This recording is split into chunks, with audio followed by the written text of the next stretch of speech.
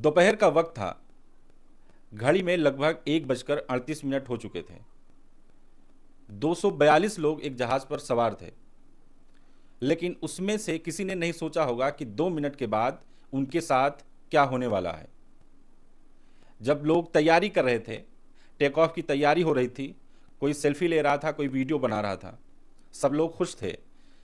जो लोग यहाँ पर घूमने आए थे या जो लोग बाहर रह रहे थे, सब अपनी अपनी जगह जाने को तैयार थे। लेकिन ऐसा क्या हुआ 2 मिनट बाद कि उन 242 में से 241 लोगों की मौत हो गई।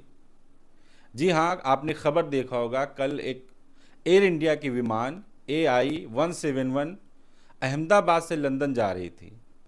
1:38 पर टेक ऑफ के लिए तैयारी कर रही थी और जैसे ही वो ऊपर गई, बैलेंस बिगड़ गया और एक बिल्डिंग पर जाकर टकरा गई, जिसमें से लगातार धुआं उठने लगा। देखते ही देखते उसके आसपास पूरा अंधेरा छा गया। हाहाकार मच गया, किसी को समझ नहीं आ रहा था कि आखिर हुआ क्या है।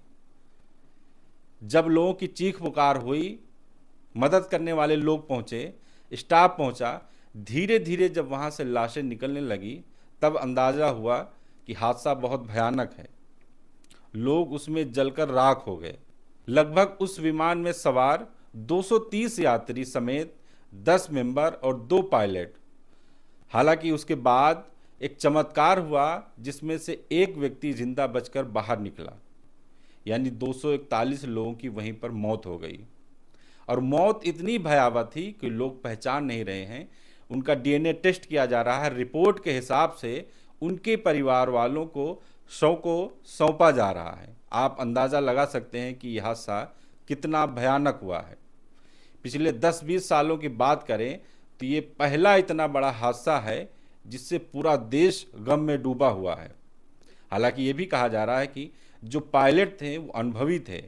उनमें से एक पायलट लगभग 8000 घंटे से ज़्यादा विमान को उड़ाने का अनुभव था। वहीं जो दूसरे पायलट थे, को पायलट थे, उनको 1000 घंटे से ज़्यादा विमान उड़ाने का अनुभव था।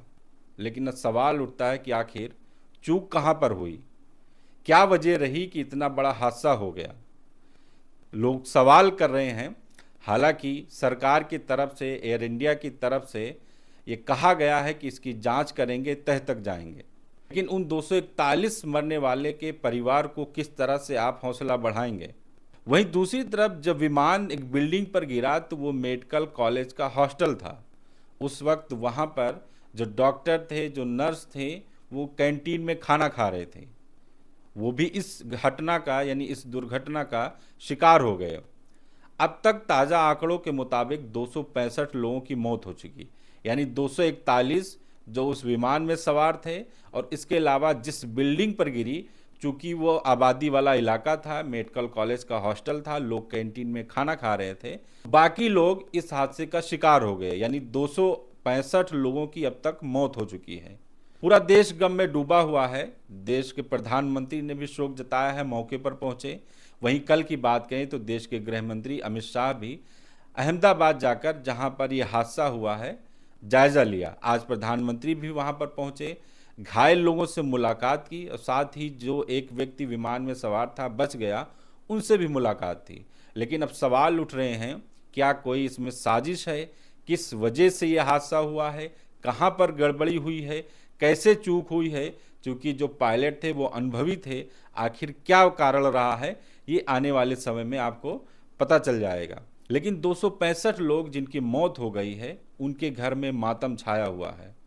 लोग परेशान हैं, इसलिए भी परेशान हैं कि बहुत सारे लोगों की जो डेड बॉडी है, जो शव है, उनके परिवार वालों को अभी तक नहीं मिली है। मातम छाया हुआ है, उनके घर वाले परेशान हैं, देश पूरा जो है गम में डूबा हुआ है।